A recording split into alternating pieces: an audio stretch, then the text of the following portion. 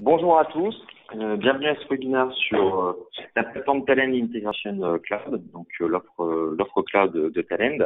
Je vais commencer par me présenter. Donc Charles Clément, je suis business consultant. Je fais partie de Kairos depuis 7 ans et je m'occupe principalement de l'offre Talend, donc l'offre Talend classique qu'on peut connaître, qu'on appelle l'offre on-premise. Et plus récemment, la partie aussi Talend Integration Cloud, donc qui est l'offre de Talend dans le cloud. Pour le bien de ce webinaire, je vais demander à tout le monde de couper ses micros. On aura une séance de questions-réponses à la fin du webinaire. Je vais commencer par vous faire une présentation sur slide pour vous expliquer un petit peu le pourquoi d'une offre cloud de Talend, vous expliquer un petit peu aussi tout ce qui se passe au niveau du cloud en ce moment, parce qu'il y a beaucoup de choses qui bougent. Et puis, je vais passer à une présentation de l'outil pour vous montrer un petit peu comment est-ce qu'on travaille avec Talend Integration Cloud et toutes les features qu'on peut trouver dans cette plateforme. Un rapide rappel sur la présentation de Kairos. Donc, Kairos, c'est 3 univers d'expertise. Une partie digital experience pour tout ce qui peut être donc digital, UX, UI, site web, e-commerce. Une partie management et transformation, donc qui est notre cabinet de conseil, qui peut vraiment vous accompagner en amont de prise de décision justement pour la mise en place d'expériences digitales ou la mise en place d'applications qui sont très liées autour de la data. Donc c'est plutôt un cabinet de conseil sur la performance des organisations, un vrai savoir-faire sur tout ce qui peut être gouvernance. Et notre pilier historique, la data intelligence, qui est un savoir-faire en conseil et technologique, qui va de la business intelligence au big data analytics en passant par le data management. Donc je fais un focus aujourd'hui sur la partie data intelligence puisque la plateforme Talend c'est plutôt dans ce pilier-là. Chez Talend, on peut faire les choses chez Kairos, on peut faire les choses de bout en bout, à savoir la partie EPM, la partie business intelligence.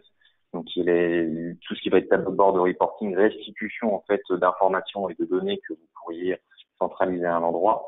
Une partie information management, donc, qui concerne toute la partie de la gestion des données, tout ce qui va être flux de données, donc, que ce soit des flux en mode batch de type ETL, des flux en temps réel de type ESB ou des web services ou des API REST, tout ce qui va être master data management, donc la gestion des référentiels, et puis tout ce qui va être aussi lié à la data quality management, très utilisé dans des projets de master data management, mais pas que. On peut faire de la qualité de données sans forcément parler de master data management. Et je vais vous montrer d'ailleurs quelques exemples qu'on peut mettre en place avec la plateforme TIC. Et une dernière partie qui est la partie big data et analytics. Donc big data sur tout ce qui peut être le côté architecture et mise en œuvre d'une plateforme big data. Et une fois qu'on a collecté les données et qu'on a pu les mettre dans ces écosystèmes big data, voir ce qu'on peut en tirer comme valeur avec toute la partie analytique. Et donc là, on a des équipes data science qui sont plus spécialisées dans ce domaine. Donc Kairos, c'est 2500 collaborateurs dans plus de 15 pays sur 4 continents. Nous n'avons pas encore le chiffre consolidé 2017, mais en tout cas, le chiffre d'affaires 2016 était aux alentours de 230 millions d'euros et on continue à avoir une croissance forte sur nos 3 piliers, que ce soit management, transformation, data intelligence ou bien digital expert. Alors, le premier point que je voudrais aborder avec vous lors de ce webinaire, c'est que le cloud il est en plein essor. Actuellement, on a de plus en plus de solutions, de providers, de plus en plus d'articles qui parlent du cloud, de la mise en place du cloud. On parle du cloud public, on parle de cloud privé. Il y a des softs qui existent dans le cloud et on en a même oublié qu'ils étaient dans le cloud. Par exemple, quelque chose comme Salesforce, comme Sugar CRM. Des ERP qui sont dans le cloud comme NetSuite ou comme S4HANA. Et ensuite, vraiment ce qu'on appelle des plateformes cloud, type Azure, Google Cloud Platform ou Amazon Web Services. Donc, il faut voir que le cloud, il est en plein essor, vraiment. Il continue sa croissance, il va continuer sa croissance. Il est notamment tiré par un des leaders qui est AWS, qui a été le premier à mettre en place ce type de service. Et je vais vous expliquer pourquoi il a mis en place aussi ce type de service. Google, qui bien sûr vient du search, mais néanmoins a mis en place toute une architecture cloud. Et quand on parle de plateforme, c'est que il fait de l'hébergement, mais il met aussi en place des bases de données qui sont hébergées dans son cloud. Il met en place tout un tas d'API et tout un tas de services Google Maps par exemple, à disposition de ses clients. Et enfin, Azure, qui est lui plutôt un éditeur historique de solutions qu'on appelle on-premise. Donc, quand on dit le terme on-premise, c'est vraiment des solutions qui sont installées chez vous, maintenues chez vous, avec des serveurs qui sont chez vous.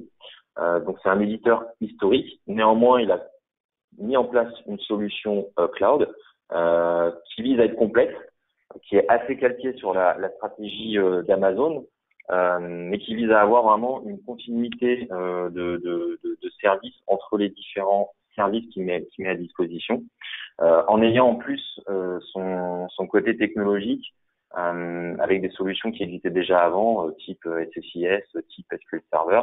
Donc des connaissances en base de données qu'il peut mettre à disposition de tout le monde en passant par son cloud Azure. Alors il faut voir que toutes ces solutions et les nouvelles solutions qui arrivent sont de plus en plus ce qu'on appelle cloud first. C'est-à-dire que les solutions, elles sont d'abord pensées pour le cloud et après elles sont éventuellement remises on-premise. Il y a des solutions qui sont entièrement cloud, par exemple Salesforce. On n'a pas la possibilité, à ma connaissance en tout cas, d'avoir la solution hébergée chez soi. Il y a des solutions qui sont un petit peu plus tiers. Donc, on va voir que avec l'offre cloud de Talend, par exemple, on est capable de faire du cloud, mais aussi de faire du on-premise. Et il faut voir qu'il y a de plus en plus de stratégies IT chez nos clients aussi qui sont cloud first. C'est-à-dire que les nouveaux projets doivent être pensés pour le cloud. Néanmoins, on sait bien que chez nos clients, quand on prend l'architecture complète et le SI dans sa globalité, c'est constitué de plusieurs briques, une brique ERP, des briques CRM, des briques de base RH, de base finance, de la planification budgétaire, des WMS. Ces briques-là constituent un existant et on ne peut pas du jour au lendemain basculer dans une stratégie qui est 100% cloud. Donc on va avoir une phase de transition où on sait que pour les nouveaux applicatifs qui arrivent dans les SI de nos clients, il y aura toujours une appétence pour le cloud. Néanmoins, il faudra toujours pouvoir les faire communiquer avec tout un tas de logiciels qui, eux, seront toujours on-premise. Il y a un autre point qui est important, c'est les besoins de calcul, notamment avec l'essor du big data. On a besoin de puissances de calcul qui sont de plus en plus importantes pour faire tourner des algorithmes de recommandation, pour faire tourner ce qu'on appelle le machine learning, même après des processus d'intelligence artificielle. On a besoin de puissances de calcul. Néanmoins, c'est des puissances de calcul qui peuvent être volatiles. C'est-à-dire qu'on peut avoir besoin à un moment donné d'une grosse puissance de calcul, mais derrière ne pas s'en servir.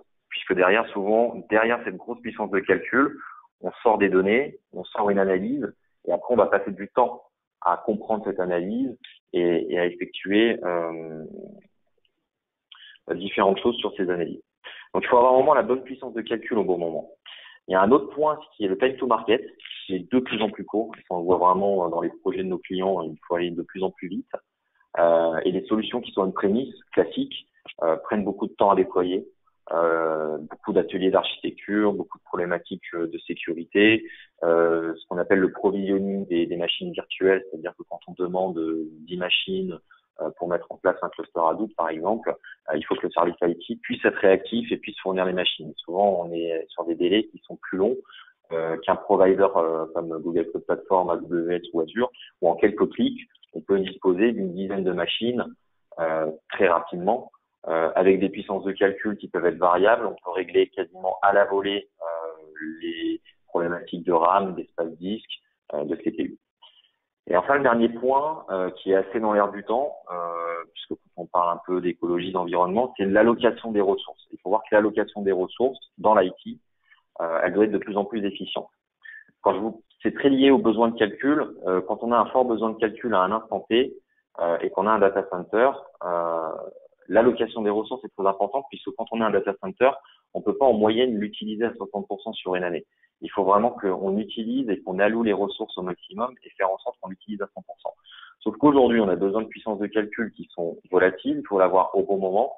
Donc vraiment, les providers cloud, ils jouent là-dessus. D'ailleurs, c'est la stratégie d'Amazon. Amazon a énormément de data centers. Ils se sont rendus compte qu'il y avait une partie de leur data center qui n'était pas utilisée. Ils avaient de la puissance de calcul à mettre à disposition.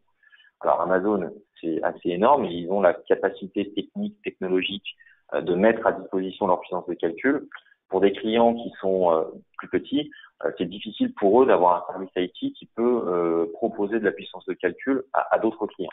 Donc c'est pourquoi aujourd'hui l'allocation des ressources IT, elle est aussi cloud first, puisqu'on sait qu'on peut aller chercher de la puissance de calcul dans le cloud, et dès qu'on en a plus besoin, on peut arrêter les services et donc ne plus les payer. Donc c'est le moyen d'avoir beaucoup plus d'efficience en termes de coûts sur l'utilisation des différentes ressources. Donc comme je vous disais aussi dans mon deuxième point, c'est les stratégies IT, elles sont certes cloud first, mais néanmoins on a un existant qui est toujours on-premise. Donc l'intelligence de Talend sur ce positionnement, de voir qu'on avait encore des applications qui étaient on-premise et des applications qui sont dans le cloud, c'est d'avoir sorti un produit cloud qui va vous permettre de faire le lien entre différentes applications qui sont dans le cloud, en source et en cible, de faire le lien aussi entre des applications qui sont dans le cloud et qui sont on-premise, en source, en cible, ou inversement. Donc l'offre de Talend Integration Cloud, c'est vraiment une plateforme, puisqu'on va voir qu'il n'y a pas seulement des services ETL classiques qu'on pourrait connaître, il y a aussi des services Big Data, il y a aussi des services de préparation de données, et puis il y a plein d'autres choses qui vont arriver dans la roadmap, je vous la présenterai à la fin, et des nouveaux services qui vont être axés aussi sur l'utilisateur, et avec une expérience utilisateur qui sera augmentée. Donc le premier point, c'est que ça reste une plateforme unifiée. Si vous connaissez déjà l'offre Talend, c'est une plateforme qui est vraiment unifiée, qui est capable de faire de l'ETL, donc c'est des traitements en mode batch, de l'ESB, c'est des traitements en temps réel, de la data quality, du big data, tout ça dans un seul studio de développement. J'ai oublié aussi la partie MDM. Donc l'important, c'est qu'on est sur une plateforme qui est vraiment unifiée. Il y a un lien complet entre ces différents composants, ETL, ESB, data quality, MDM et big data. C'est que tous les développements se font dans un seul studio unique qui permet à des gens qui ont déjà fait des développements ETL de très facilement basculer sur des développements ESB ou sur des développements MDM, voire même sur des développements big data. Par contre, quand on est dans une offre cloud, l'intérêt, l'avantage, c'est de pouvoir faire des déploiements automatiques. Donc, on va voir qu'on va pouvoir déployer des traitements dans le cloud de Talend, mais on va aussi pouvoir déployer des traitements sur un serveur d'exécution qu'on aurait décidé de garder chez soi pour des raisons particulières que je vais vous expliquer ensuite. Vu qu'on est sur une offre cloud, on a bien sûr un accès web à cette plateforme. Donc, je vais vous montrer ensuite, pendant la démonstration, vraiment l'interface web. Et on n'oublie pas le côté sécurité. Donc, il y a toute une partie sécurisation. C'est aussi un nouveau domaine. Avant, on parlait souvent de la sécurité qui était on-premise. On va voir qu'avec les offres cloud, il y a toute une gestion de la sécurité, une gestion des accès, des VPN privés et autres, pour pouvoir accéder aux services, mais tout en étant authentifié et tout en ayant une forte sécurité, puisque quand on commence à utiliser du cloud, on prend des données des fois qui sont chez soi pour les envoyer vulgairement sur le web. Donc au niveau des offres qui existent chez Talend pour leur offre Integration Cloud, la première offre, c'est vraiment ce qu'ils appellent une offre software as a service où tout se passe dans le cloud. Le but, c'est d'avoir un moteur d'exécution de traitement. Donc le moteur d'exécution, c'est celui qui va exécuter réellement le traitement, prendre les données en source, faire des transformations, faire des lookups dans d'autres sources de données, pour ensuite aller les envoyer vers une cible. Donc il faut voir que l'offre software as a service, c'est la possibilité d'avoir un moteur qui est dans le cloud, qui va pouvoir se connecter soit à vos systèmes qui sont on-premise, soit à des systèmes qui sont dans le cloud, pour ensuite faire la transformation de données dans le cloud de Talend et ensuite redéverser les données soit vers un data warehouse, soit directement vers d'autres applicatifs. L'intelligence de Talend, ça a été de proposer une offre hybride. L'offre hybride, elle vous permet de faire quoi? Elle vous permet d'avoir des moteurs d'exécution qui sont dans le cloud, mais aussi d'avoir des moteurs d'exécution qui sont on-premise. L'important étant que les moteurs, qu'ils soient dans le cloud ou on-premise, sont entièrement pilotés par une console d'exécution des traitements qui se trouve ici, qui est une application web que je vais vous montrer quand on se connecte au portail TIC, et qui est en fait un chef d'orchestre. Et ce chef d'orchestre peut demander aux moteurs d'exécution qui sont dans le cloud d'effectuer un traitement, mais peut aussi demander au moteur d'exécution qui est on-premise de faire un traitement. Là, le point important, c'est que les datas peuvent rester on-premise si on les fait exécuter par un moteur qui est on-premise. Donc, on va prendre par exemple les données de l'ERP, les données RH. On va pouvoir les exécuter sur un moteur qui est on-premise pour les envoyer ensuite vers un data warehouse de manière assez classique. Dans ces cas-là, la console d'exécution des traitements est simplement un chef d'orchestre. Elle envoie une instruction au moteur pour qu'il déclenche son traitement. Et le moteur on-premise va récupérer les données pour les envoyer vers le data warehouse. Tout à l'heure, je vous parlais d'un studio de développement. Donc, on retrouve notre développeur ici qui est on-premise, c'est-à-dire qu'il est sur son poste client. Il a téléchargé le client lourd donc qui s'appelle le Talent Studio. Il va faire ses développements. Vu qu'on est dans une offre cloud, il va pousser ses développements vers un référentiel cloud. Alors moi, dans le cadre de ma démo, pour stocker tous mes développements, j'utilise un référentiel cloud qui est GitHub. Comme ça, je n'ai en fait rien à installer chez moi. La seule chose que j'ai d'installer chez moi qui est on-premise sur mon poste en local, ça va être mon studio de développement. Une fois que c'est dans le référentiel cloud, avec la console d'exécution des traitements et même en fait la console d'administration, je vais pouvoir récupérer ces traitements et lui demander de les déployer soit vers mes moteurs qui sont dans le cloud, soit vers mes moteurs qui sont on-premise. Ensuite, il existe une dernière offre qui est exactement la même que l'offre hybride. C'est tout simplement qu'on a plus de puissance de calcul pour effectuer nos différents traitements. Je reviendrai ensuite sur la présentation pour vous présenter la roadmap. Je vais commencer par vous présenter déjà de manière assez globale l'interface. Donc ici, on a l'interface cloud de Talend. On voit que sur le côté gauche, on a 3 applications. Donc la première application, c'est Talend Data Préparation. Donc ça, c'est une application qui permet des utilisateurs métiers de faire eux-mêmes des préparations de données, de eux-mêmes faire des transformations. Donc c'est d'ailleurs par là que je vais commencer ma démonstration. Donc ça, c'est le premier composant. Donc avec une interface entièrement web, hein, tout est prévu pour. La deuxième partie qui est Talend Integration Cloud. Donc là, c'est vraiment la capacité à pousser des flux vers cette plateforme Integration Cloud et ensuite de les exécuter, de les monitorer, d'avoir une supervision, d'avoir aussi une partie administration et management des différentes fonctionnalités. Et ici, la Management Console, donc il y a une console de l'offre cloud de manière générale de Talend qui permet de gérer les utilisateurs, les droits et les accès à Talend Data Préparation et puis aussi aux nouvelles applications qui vont arriver tout doucement dans leur offre cloud. Pour vous donner un petit point de roadmap, normalement la Talend Data Stewardship qui sera une console de dédoublonnage pour les utilisateurs métiers. C'est-à-dire qu'on aura la possibilité d'envoyer dans cette console une série de doublons et on donnera la main ensuite aux utilisateurs métiers pour faire le dédoublonnage. Elle sera accessible dans leur offre cloud comme une application. Et donc ici, on a une console générale de management dans lesquelles on peut avoir le niveau de souscription que nous avons, les studios qui ont été déployés, les moteurs on-premise qui ont été déployés ou non, déterminer les utilisateurs, les groupes, les rôles, qui nous permet derrière aussi, vu que c'est une plateforme cloud, d'assurer toute la partie traçabilité pour savoir qui a fait quoi et comment il l'a réalisé. Donc la première chose que je vais vous montrer, c'est Talend Data Préparation. Donc avec une utilisation cloud, la première chose à faire, c'est de se connecter à des sources de données. Donc j'en ai prévu quelques-unes, des sources de données.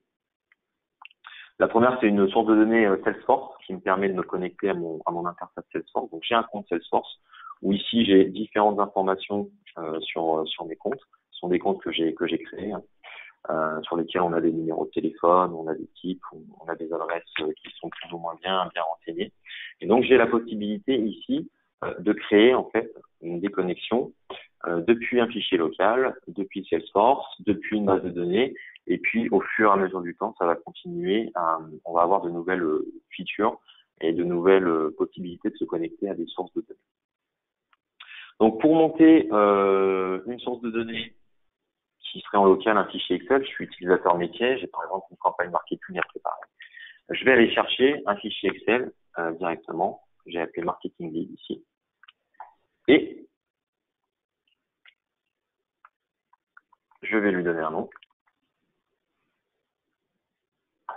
Là, automatiquement, Talend va prendre mon fichier et il va faire déjà un profiling data ici, c'est-à-dire qu'il va passer sur chacune de mes colonnes pour voir un petit peu le contenu. Il va essayer de déterminer pour certaines colonnes le typage des données. Par exemple, ici, il voit bien que je suis sur des noms. Là, bon, il ne voit pas que je suis sur des prénoms. Là, il voit bien que je suis sur des adresses email. Là, sur des dates. Là, ici, il n'a pas encore déterminé que c'était des numéros de téléphone, mais de toute façon, je vais pouvoir modifier tout cela. Donc, la première chose que je vais faire, c'est par exemple changer un typage, ici dans la partie phone, et lui dire que je suis en fait sur des numéros de téléphone français, puisque mon fichier est français. Donc lui, ça va lui permettre d'avoir encore une meilleure vision du contenu de ma colonne. Là, j'ai fait une action, à savoir changer un typage de données. Automatiquement, dans la partie gauche, il a enregistré l'action que j'ai fait. Et on va voir qu'au fur et à mesure des actions que je vais faire, il va les accumuler les unes à la suite des autres. Donc la première chose, c'était de changer le typage de ma donnée. Et là, je vais avoir une action sur ma donnée. Donc ici, je suis sur un numéro de téléphone. Je vois qu'en vert, j'ai 29 données qui sont valides. En blanc, c'est les données qui sont nulles. Et en orange, c'est les données qui sont, elles, invalides. Ici, j'ai la possibilité d'avoir quelques informations, d'avoir un peu une vision de mes différents patterns de numéros de téléphone. Donc là, la première chose que je vais faire, c'est que je vais chercher une fonctionnalité de type phone. Donc formater les numéros de téléphone, ça m'a l'air plutôt intéressant. Je vais lui dire que je vais utiliser ma colonne phone, donc sur les valeurs, et puis que je vais demander à ce qu'il soit transformé en numéro de téléphone français standard. Le type, un format international national, donc je vais garder un format international. Et avant de cliquer sur Submit, je vais juste me positionner dessus et vous devez voir en haut de mon écran une preview. Donc là, il me donne déjà une preview pour voir un petit peu comment il va gérer la transformation. Si je suis satisfait de ce qu'il est en train de me proposer, je peux cliquer sur Submit. Et donc là, automatiquement, il va faire la transformation. Donc là, je vois que j'ai déjà beaucoup plus de données qui sont valides. Et dans la partie gauche, il a bien enregistré la transformation que je viens de réaliser. Donc là, pour autant, j'ai encore des données qui sont invalides. Donc on peut faire une sélection pour voir un petit peu mieux ce qui se passe. Donc là, c'est effectivement des numéros de téléphone qui semblent être très compliqués à traiter. Donc je ne les utiliserai peut-être pas dans mon fichier de ligne marketing. Ensuite, ici les pays. Bon, bah là, je vois que j'ai des valeurs qui sont relativement différentes. Donc déjà, ce que je peux faire, c'est au moins unifier un petit peu la casse des caractères. Donc lui demander de faire un upper un petit peu général. Et ici, j'ai encore des valeurs qui sont en erreur. Donc je peux faire avec la touche contrôle une sélection multiple. Ici, il m'a pris un filtre multiple. Et donc là, ici, ce que je peux faire, c'est venir changer directement les valeurs dans les cellules en lui demandant d'appliquer cette transformation à tout ce qui existe. Là, ça va être la même chose. Je vais lui demander d'appliquer ça. Et là, j'avais encore une orthographe différente. Et donc, je vais lui demander d'appliquer ceci. Donc là, ici, je suis passé vraiment au vert. Donc, j'ai 840 valeurs qui sont valides. Le reste, c'est des valeurs vides. Je peux ici supprimer mon filtre. Donc, du coup, ici, je vois que j'ai soit des pays France, soit des pays qui sont inclus. Donc ça me permet de faire de la préparation de données pour mes utilisateurs assez facilement.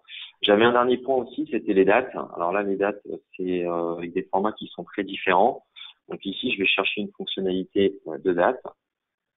Je vais essayer de changer les formats de date. Je vais lui dire de laisser deviner parce que le format d'origine, ça a l'air tellement différent que je vais demander à Hélène de le faire à ma place. Et puis, je vais lui demander d'avoir une date standard française avec l'heure. Et là, encore une fois, avant de cliquer sur Submit, je peux lui demander de me faire une preview. Donc là, j'ai juste à mettre ma souris sur Submit. Et puis, je vois qu'il me remet en ordre toutes mes dates d'acquisition. Et donc, je vais cliquer sur Submit. Ensuite, ce qui pourrait être intéressant, c'est qu'ici, j'ai l'identifiant de mon commercial de faire un petit lookup, par exemple, sur un fichier. Donc ici, j'ai la possibilité de faire un lookup, donc de combiner avec un autre dataset qui m'aurait été mis à disposition. Donc il se trouve qu'ici, j'avais mon fichier marketing commerciaux. Donc je vais lui dire de faire la jointure sur la colonne ID commercial. Et puis, je vais lui demander de rajouter au dataset le nom et le prénom du commercial. Et je vais cliquer sur Confirme. Une fois que je suis satisfait de ma préparation, j'ai ici un bouton qui s'appelle Manage Version, dans lequel je peux mettre une petite description, puisque le but, c'est de moi d'avoir tout de suite de la valeur. C'est-à-dire que là, j'ai fait une transformation pour moi, j'en avais besoin, j'ai besoin d'avancer très vite. J'ai pas eu le temps de demander à l'IT de me faire ces transformations et éventuellement de me faire la jointure dans un flux qui sera un petit peu plus complexe. Là, j'ai besoin d'aller vite. Donc, je vais dire que je suis sur une version de test et je vais l'enregistrer. Je sais que par contre, la semaine prochaine, je vais recevoir un autre fichier qui aura exactement la même structure où il faudra faire les mêmes transformations. Donc là, j'aurai le temps de demander à l'IT, en fait, de récupérer cette préparation que j'ai faite et de l'appliquer sur le nouveau fichier qui va arriver. Au moins, ça me permettra tout de suite là d'avoir de la valeur. La semaine prochaine, ça permettra d'avoir quelque chose qui fonctionne à peu près. Et puis quand j'aurai vraiment démontré la valeur de ces transformations et que ça m'aide vraiment dans mon travail, je pourrais aller voir l'IT en leur disant bon, maintenant il faut formaliser un peu plus les choses. On commence à être rodé, donc je vais vous demander des choses peut-être un petit peu plus complexes. Donc là, j'ai fini avec ma préparation. Je vais lui donner un nom que je vais stocker dans Home et je vais l'enregistrer. Donc ça, c'est la partie préparation de données. Donc je peux donner vraiment la main à mes utilisateurs, leur fournir différentes sources de données et ils peuvent appliquer des préparations. Maintenant, je vais partir dans quelque chose qui est un peu plus technique, qui est le studio de développement. Donc le studio de développement, si vous le connaissez certainement, une partie référentielle, tous les composants qu'on peut trouver et qui vont me permettre de faire différents développements, des flux simples, des flux complexes. Le premier flux, pour être dans la continuité de ma préparation de tout à l'heure, c'est de dire à l'IT, j'ai un fichier marketing que je vais déposer à un endroit bien particulier. Est-ce que tu peux lui appliquer la préparation que j'ai réalisée tout à l'heure dans mon application web? Et donc là, en fait, c'est assez simple. Plutôt que de faire des thémates, d'utiliser des composants qui seraient un peu plus complexes techniquement, là, vu qu'il faut aller très vite, le service marketing a besoin de ces données très rapidement. Donc là, il a déjà pu se faire un export Excel. C'est vrai que je vous l'ai même pas montré, mais quand on a fini la préparation, on peut tout à fait se faire un export en Excel qui vous permet d'avoir tout de suite le fichier à disposition en format Excel, par exemple. On va cliquer sur confirmer. Et là, je vais pouvoir, en fait, il va le télécharger directement de la plateforme cloud. Et là, ici, j'ai mon fichier qui est prêt avec les noms et les prénoms des commerciaux que j'ai rajoutés et toute la préparation que j'ai pu faire sur mes différentes colonnes. Pour la semaine suivante, j'ai besoin d'automatiser un tout petit peu le process, mais je suis pas encore totalement sur mes préparations. Donc là, mon métier peut encore changer ses préparations. Moi, à l'IT, je récupère son fichier, je le dépose à un endroit, j'applique la préparation. Donc ici, je peux faire en fait appel aux préparations que mes utilisateurs ont créées dans Talend Data Prep. Donc je peux choisir une préparation existante. Il va se connecter automatiquement à la plateforme cloud. Et ici, j'ai mes différentes préparations. Tout à l'heure, je vous parlais de versions. Je peux choisir les différentes versions des préparations que j'ai faites. C'est-à-dire que je peux utiliser la préparation 1 où j'avais 10 étapes. Mon utilisateur métier a fait une modification. Il me dit qu'elle est valide. Je peux passer à la préparation numéro 2 où il a rajouté encore une étape supplémentaire. Et donc ça me permet d'aller très très vite. Et là, je peux exécuter mon job en local très rapidement. Donc ça, c'est un développement que je fais dans mon studio, que je suis en train d'exécuter. Donc je vous parlais tout à l'heure aussi de mon référentiel Git. Ici, on voit que tout mon référentiel est stocké dans Git. Donc ça demande un peu plus de travail au niveau des tuyaux. Donc, il faut s'assurer d'avoir quand même une connexion Internet qui soit fiable, dans ce cas-là, quand on travaille avec le cloud. Et donc là, en fait, il est en train de builder mon job. Et donc, il va aller récupérer mon fichier marketing qui est en local. Là, je suis vraiment en mode studio, donc je suis même encore en mode test unitaire. Donc là, j'ai vraiment mis le fichier en local. Il va prendre ce fichier en local, il va appliquer la préparation et il va m'envoyer mon fichier en sortie. Donc, mon fichier en sortie, je vais les retrouver ici mes inputs, ici mes outputs. Donc là, mon traitement, il est en démarrage. Il va récupérer les données depuis mon fichier marketing. Il va appliquer la préparation de données. Et ici, il va m'envoyer mon flux en sortie. Donc là, on voit qu'il est midi. Je vais aller chercher dans out. Et là, ici, j'ai mon fichier en sortie qui est out avec les différentes informations qui ont été transformées selon ma préparation.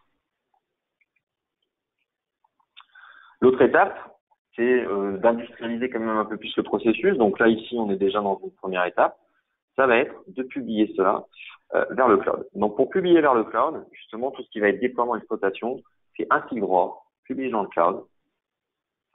Donc là, il va se connecter au cloud. Donc, j'ai donné mes informations d'accès. Je vais lui indiquer un workspace dans lequel je veux envoyer mon traitement. Je vais le mettre dans un workspace partagé. Je vais cliquer sur Finish. Donc là, il va prendre mon job, il va le builder et puis il va l'envoyer vers le cloud. Donc là, je peux retourner dans ma plateforme cloud et vous montrer un petit peu plus en détail le fonctionnement complet de la plateforme. Donc la première partie, c'est les flows. Donc on va voir que au fur et à mesure des exports, je vais récupérer les différentes choses que j'ai poussées vers mon cloud.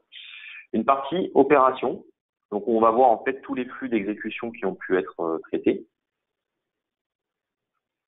Une partie management où là j'ai mes workspaces, donc personnel et shared. Là, les endroits où je peux un petit peu travailler en mode bac à sable, et puis ici, les choses qui vont être déployées de manière un peu plus industrielle. Et enfin, une partie administration. Dans la partie administration, il y a des choses importantes. Il y a une gestion d'environnement. Donc, on est d'abord sur un environnement default.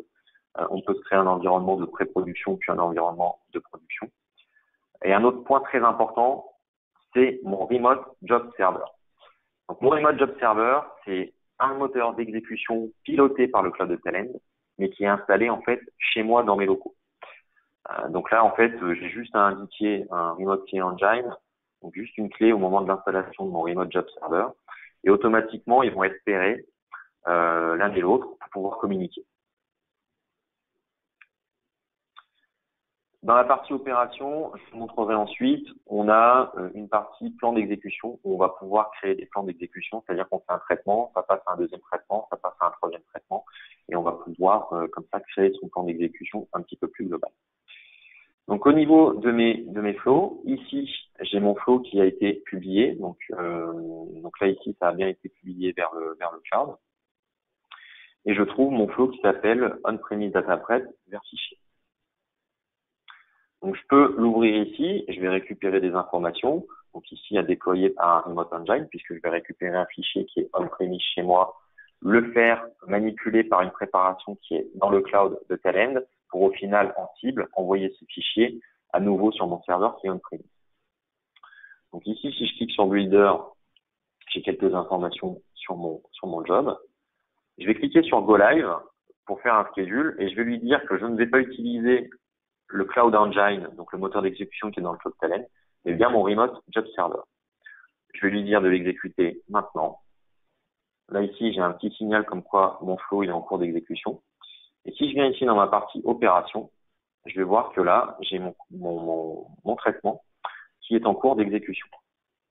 Et donc, normalement, si je regarde dans mon output, je devrais voir apparaître dans quelques instants mon fichier out. Et cette fois, il a été exécuté non pas par mon studio de développement, mais là, il est en cours d'exécution par mon moteur qui est on-premise. Donc là, je vais le laisser charger. Là, j'ai une petite fenêtre qui m'indique que mon export vers le cloud s'est bien déroulé. D'autres possibilités, ici j'ai un flux Salesforce avec mes comptes que je peux récupérer et que je peux exporter dans un fichier Excel. Donc là c'est l'inverse, là je vais plutôt récupérer quelque chose qui est dans le cloud pour l'envoyer vers quelque chose qui est on-premise. Donc là le flux je l'avais déjà préparé, donc là ici j'ai plus qu'à le publier dans mon cloud. Donc encore une fois, pour publier c'est très simple, clic droit publier. On lui indique dans quel espace on veut le publier. On clique sur Finish. Et là, il va s'occuper de déployer mon job.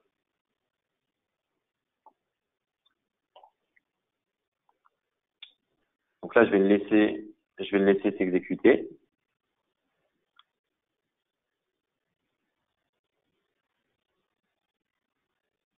Et au niveau de mes flows, hop, je vais repartir juste en arrière.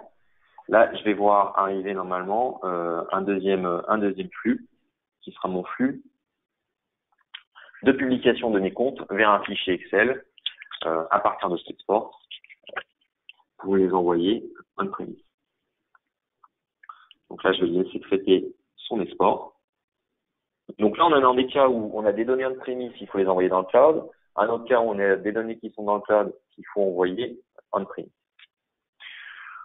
Ensuite, avec tous les providers cloud, il faut voir que Talend a développé toute une série de connecteurs, donc que ce soit des connecteurs Azure, que ce soit des connecteurs Google Cloud, que ce soit des connecteurs aussi pour tous les services de base de données qu'on pourrait retrouver chez AWS. Donc ici, je vais vous montrer un autre job qui est un job qui va prendre des données on-premise et qui va les pousser vers du Google Cloud Storage.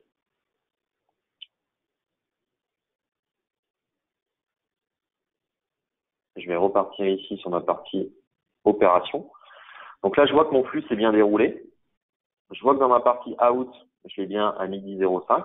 Donc là, c'est vraiment la console cloud de Talend qui a absolument tout piloté.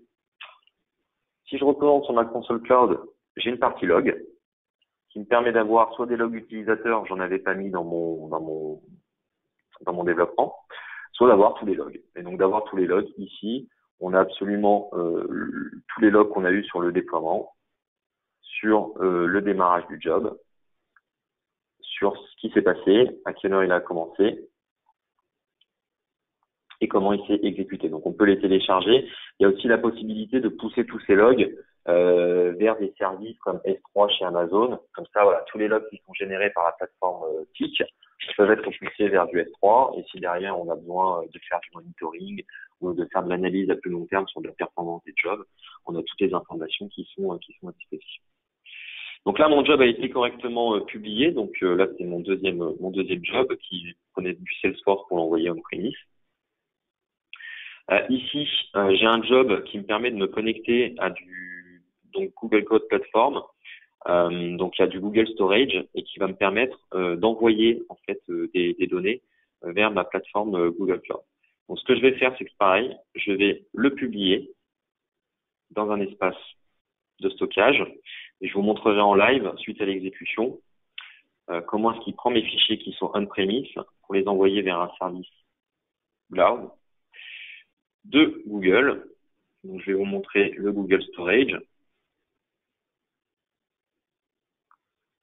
qui est ici.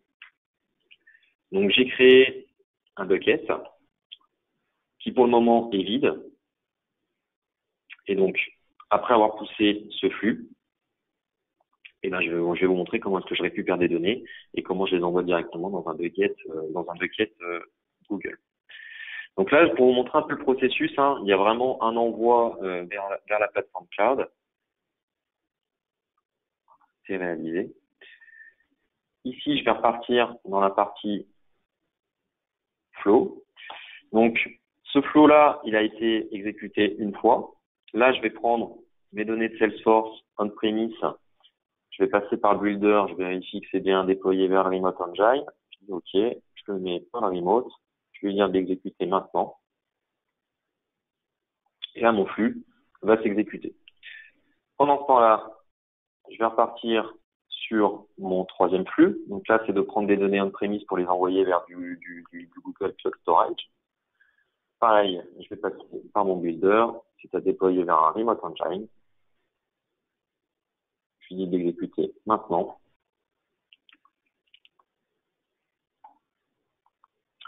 Et donc là, ici, si je vais dans ma partie opération, je vois que j'ai mes différents flux.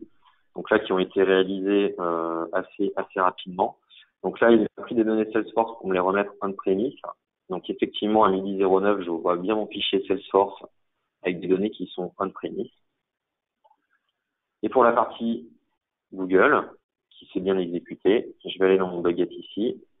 Je vais actualiser ma page. Et donc là, j'ai bien mes fichiers qui ont été pris depuis mon dossier input, qui est ici, pour les envoyer vers le storage cloud de Google. Là où on va voir que vraiment une plateforme cloud, ça a tout son intérêt, et je vais vous le montrer avec un flux Salesforce, c'est quand on a de la donnée qui est dans le cloud en entrée et de la donnée qui est dans le cloud en sortie. J'ai deux exemples. Le premier exemple, c'est un redressement de numéro de téléphone par rapport à une plateforme Salesforce. Et là où ça a encore plus de force, c'est quand on va devoir faire un redressement d'adresse en passant par une API Google Maps. Là, en fait, on se rend compte qu'il n'y a absolument aucun intérêt de faire redescendre les données chez soi on-premise. ça ne sert absolument à rien puisque tout est dans le cloud. Que ce soit la source, que ce soit l'API de Google Maps ou que ce soit la cible. Si en plus, j'avais voulu faire un petit lookup dans une base de données qui était hébergée chez Google, donc en fait, j'ai une Google MySQL avec ici une table d'API par exemple. Si j'avais voulu faire un lookup, là encore, aucun intérêt de faire tourner le traitement chez soi, puisqu'au final, j'ai des données qui sont en source, qui doivent être envoyées vers une cible qui est dans le cloud. Et en plus, si je dois faire un lookup dans différentes tables, je le fais depuis une base de données qui elle-même est dans le cloud. Donc là, ça n'a absolument aucun intérêt de déployer ça on-premise. Il vaut mieux l'employer de le déployer entièrement dans le cloud. Donc ici, j'ai un service de redressement d'adresse, de numéro de téléphone, pardon. Donc je vais repartir ici dans ma partie cloud.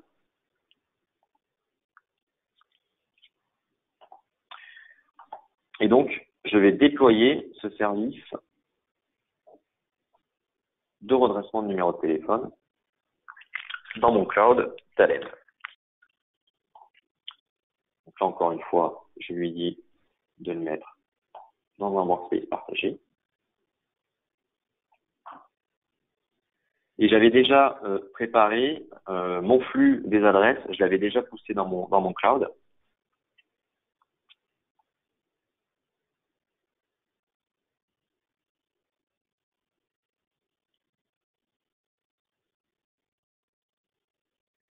Et donc là, je peux lui demander une exécution. Donc je vais repartir un petit peu là sur une partie Salesforce où ici donc j'ai différents comptes.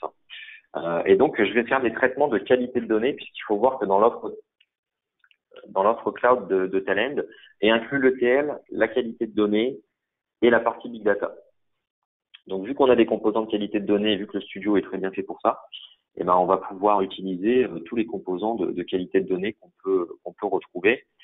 Il y en a un certain nombre. Donc il y a des composants de qualité de données pour redresser des informations, des adresses, des numéros de téléphone, pour trouver des doublons. On a aussi des composants qui vont s'interfacer avec la data stewardship qui va bientôt arriver, donc la console de dédoublonnage. Donc c'est-à-dire qu'on va passer un algorithme sur nos comptes Salesforce par exemple ou sur nos contacts Salesforce et on va arriver à détecter si les contacts sont semblables à 60%, 70%, 80%. Et dépasser un certain seuil, on va prendre ces contacts clients et on va les envoyer dans une console web. Donc, c'est dommage, j'aurais souhaité vous la montrer, mais on est un petit peu en avance sur ce webinaire pour que les utilisateurs métiers, eux, puissent derrière faire leur dédoublonnage. Donc, je vais repartir sur la plateforme cloud.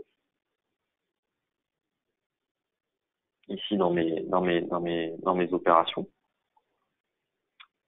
Donc là, mon flux Salesforce, au niveau des adresses, il a fonctionné. Donc, ici, on voit que j'ai des régions et des provinces de facturation qui sont diverses. Et en fait, j'aurais dû vous les montrer juste avant. Et ici, des adresses MAP qui sont KO ou OK. Donc, en fait, le but, là, ici, c'est vraiment que toutes les adresses qui sont en KO passent ensuite en OK. Donc, si je prends Blabla Vélo, par exemple, Blabla Vélo, il y a eu un flux. Donc, il est toujours en KO.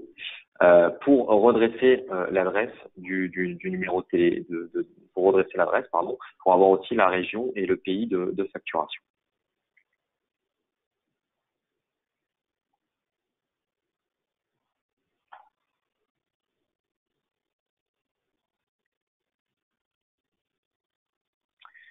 Donc ici, j'ai pu publier mon flux pour redresser les numéros de téléphone.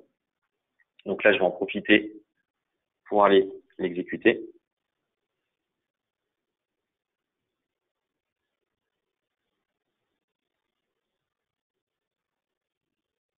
Je vais lui dire de s'exécuter. Je vais repartir dans ma partie opération. Là, je vois qu'il est en cours de traitement. Donc ici, j'ai toute la partie pilotage. Et là, ici, j'avais des numéros de téléphone avec des formats qui étaient vraiment très divers. Donc là, en fait, le composant, ce qu'il va faire, c'est qu'il va me redresser les numéros de téléphone automatiquement. Je lui ai demandé de se débrouiller un petit peu.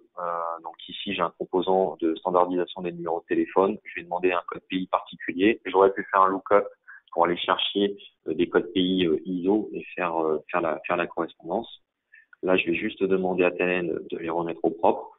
Donc, automatiquement, on voit ici que j'ai mes différents numéros de téléphone qui ont pu être redressés. Donc ça, c'est typiquement le genre de flux où ça n'a plus aucun intérêt de le faire on-premise et on peut les faire en mode cloud. Donc, en synthèse, il faut voir que là, j'ai pu faire des traitements qui étaient on-premise vers le cloud, du cloud vers on-premise ou du cloud vers le cloud. Et c'est là toute la force de Talend, c'est que on peut utiliser soit un moteur qui est on-premise, soit un moteur qui est dans le cloud de Talend. On pilote tout depuis une interface web. On a en plus la capacité à avoir des applications très orientées métiers. En plus, ce que font les métiers, on peut le récupérer dans le studio de développement et l'utiliser dans des traitements. Comme je vous montrais tout à l'heure, ça ici, la capacité à récupérer une préparation d'un utilisateur qui avait environ une dizaine de transformations et de le mettre dans un seul composant. Ça permet d'accélérer le time to market. Ça, c'est vraiment très important. L'allocation des ressources, elle est quasiment optimale quand on utilise les serveurs cloud qui sont chez Talend. Quand on a un remote job server, c'est-à-dire qu'on a encore des traitements à faire chez nous, ben là, il faut continuer à avoir un serveur. Et néanmoins, on peut quand même avoir une logique d'allumage et du serveur en fonction des besoins dont on a besoin. Je vais repasser sur la présentation. Donc, pour la partie roadmap un petit peu. Donc, je vous disais aujourd'hui, ce qu'on a dans notre cloud de Talend, c'est l'intégration de données et la qualité de données. On a aussi la partie Big Data. Donc, si on a besoin de se connecter à des services Big Data qui peuvent se trouver chez AWS, qui peuvent se trouver chez Azure ou qui peuvent se trouver chez Google, on a les composants pour le faire. Et là, c'est pareil. Une fois qu'on a poussé nos données dans une plateforme cloud ou qu'elles soient directement poussées dans une plateforme cloud, si on a besoin de les traiter et d'en sortir de la valeur, ça n'a aucun intérêt de les faire redescendre on-premise. Donc, autant utiliser la puissance de calcul des serveurs cloud de Talend. Et donc là, ça a vraiment un intérêt de partir sur une plateforme cloud. Ensuite, il y a la partie data préparation. Donc ça, c'est ce que je vous ai montré en tout premier lieu, de faire vraiment des transformations de données métiers. On peut ensuite récupérer dans la partie ETL pour que l'IT elle puisse récupérer les préparations. Donc, il y a vraiment un lien entre les deux. Quand je vous disais que la data stewardship, j'aurais bien aimé vous la présenter. Donc, c'est vraiment demain qu'elle va arriver. Normalement, elle devra arriver autour du 17 février. Donc, il faut voir que les nouvelles features qui arrivent dans la plateforme cloud de Talend, elles seront accessibles directement. Et à venir, donc ça, c'est des choses dont on avait parlé au Talend Connect du mois d'octobre. DataStream, qui sera quelque chose qui va être très très intéressant, qui sera un studio de développement en fait, mais qui sera entièrement web, dans lequel on pourra en donner la main à des utilisateurs pour qu'ils fassent des développements directement par une interface web. Data Catalog qui va arriver, qui va être là vraiment la possibilité de gérer beaucoup de choses au niveau des métadatas. Donc ça, c'est vraiment avec la problématique de la RGPD, de savoir si les données sont privées ou pas. Ça, c'est vraiment des choses importantes. D'ailleurs, j'ai oublié de vous préciser que dans la partie qualité de données, toutes les données que je vous ai montrées sont des données de test que j'ai créées moi-même. Il faut voir dans la partie qualité de données, il y a tous les composants pour anonymiser les données. Et ça peut être très intéressant à utiliser, surtout dans un contexte de RGPD. Et ce qui va arriver, c'est à plus long terme. Certains connaissent la plateforme ESB de Talend. Il va y avoir, suite au rachat de Restless par Talend, la possibilité d'avoir de la gestion d'API dans le cloud qui va arriver. Donc, on a assez peu d'informations pour le moment. Néanmoins, quand on va vouloir typiquement exposer des données qui sont dans une base de données hébergée dans le cloud, eh ben, on va pouvoir créer soi-même sa couche d'API pour exposer des données Salesforce, mais avec plus de choses que les API que Salesforce propose actuellement. Quand on va vouloir exposer des données d'une base de données SQL Data Warehouse ou SQL Database qui est chez Azure, on va pouvoir les exposer par le biais d'API Talend qui seront directement dans le cloud de Talend. Donc voilà, il y a beaucoup de choses qui vont arriver au fur et à mesure. Bien garder en tête que malgré le fait que la stratégie de Talend soit actuellement du cloud first, tout ce qu'ils font, ils le rebasculent on-premise. Donc tout ce qui existe on-premise vous pouvez le réutiliser puisque je vous ai montré le studio de développement. On peut publier dans le cloud. Donc, il faut voir que tous les développements, si vous êtes déjà client Talend, que vous avez fait, vous pouvez les porter sur leur offre cloud. Ça, c'est quelque chose qui est très important. Il n'y a pas de refonte à faire. Ce qui a été développé aujourd'hui peut être porté dans l'offre cloud sans difficulté. Ce sera juste en fait une problématique de publication. Il va falloir publier vos traitements dans le cloud de Talend, alors qu'actuellement, normalement, vous les publiez vers un Nessus.